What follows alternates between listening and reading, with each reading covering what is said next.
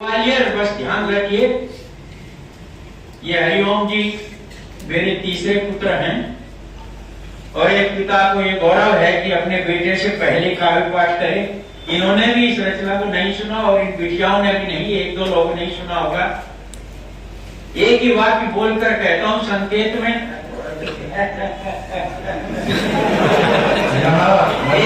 आपके सभी पुत्रवती हैं। संकेत ही करता हूं, नाम नहीं लूंगा, मेरी उम्र नहीं कहती।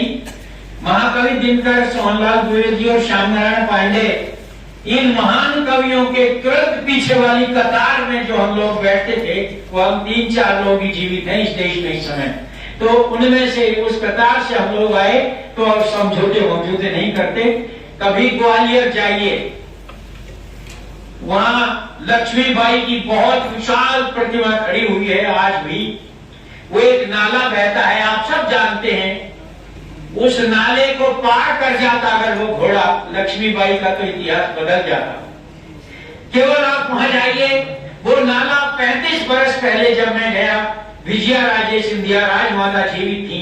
संस्कार भारती का 2 दिन का एक कार्यक्रम था, उन्होंने अपने महलों में ही रखा था, तब उस नाले में पानी था।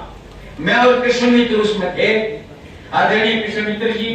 उस नाले में पानी था, लेकिन अब वो नाला सूख गया और सीमेंट है उसमें। लेकिन मैंने वही जो कुछ लिखा उनकी समाधि पर, वो आपको पढ़ रहा हूं।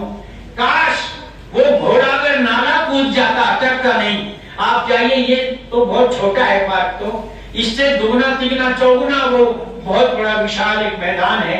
15-16 साल से कम उम्र की लड़कियां घोड़ों पर बैठकर आती हैं 50 और सारे मैदान में गैलरी बनी होती है। घोषणा हो जाती है कि घोड़ों से दूर रहें, जरा उठकर न देखें। बाकायदा युद्ध का दृश्य दिखाई देता है वहां पर। छोटी छोटी बच्चियां घुड़सवारी करते हुए युद्ध करती हुई आती हैं।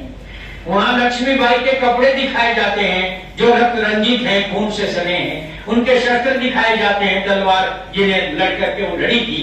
और आप जानिए, लक्ष्मीबाई का आधा सिर कट गया था जिस समय वो युद्ध कर रही थी। उनकी आंखें बाहर आ गई थी जो उन्होंने अपने पटके से बांध ली थी। एक आंख में उनके आंख निकल आई थी, बाहर गोली लग गई थी। उस हालत में भी 15-16 शत्रुओं को मार दिया था उन्होंने। काश वो घोड़ा नाला पार कर जाता तो क्या होता। बस यहीं से मैं अपनी रचना पढ़ रहा हूं, देखिएगा। ओ घोड़े सवर भवानी के, लक्ष्मीबाई मर्दानी के, तू चूक गया लिखते लिखते कुछ पन्ने अमर कहानी के।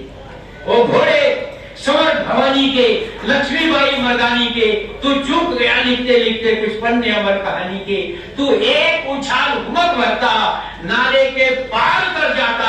घोड़े बस इतना कर जाता, चाहे अगले पल मर जाता। वो घोड़े सवर भवानी के, लक्ष्मीबाई मर्दानी के। क्या उस दिन तेरी काठी पर अस्वार सिर्फ महारानी थी? क्या वो केवल महारानी भर थी? क्या उस दिन तेरी काठी पर अस्वार सिर्फ महारानी थी?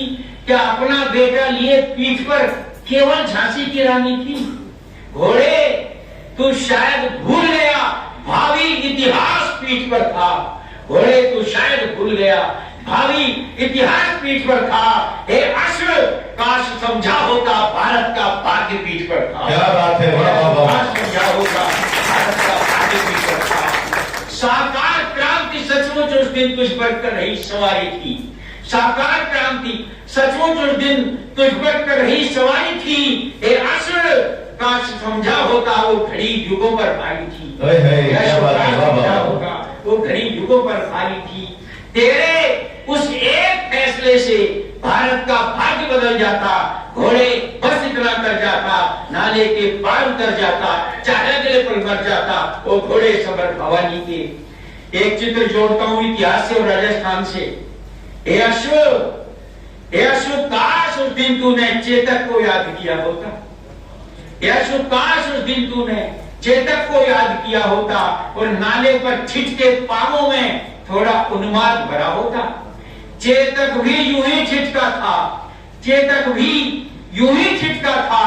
राणा सरदार पीठ पर था लहूलुहान थका हरा, मेवाड़ी ताज पीठ पर था। क्या बात है। अंदर क्या था? लेकिन नाले के पार कूदने तक चेतक ने सांस नहीं तोड़ी और स्वामी का साथ नहीं छोड़ा, मेवाड़ी आन नहीं तोड़ा। अरे अरे क्या बात है, वाह वाह वाह नाले वाह। के पार कूदने तक चेतक ने सांस नहीं तोड़ी, स्वामी का साथ नहीं छोड़ा, मेवाड़ी आन नहीं तोड़ी।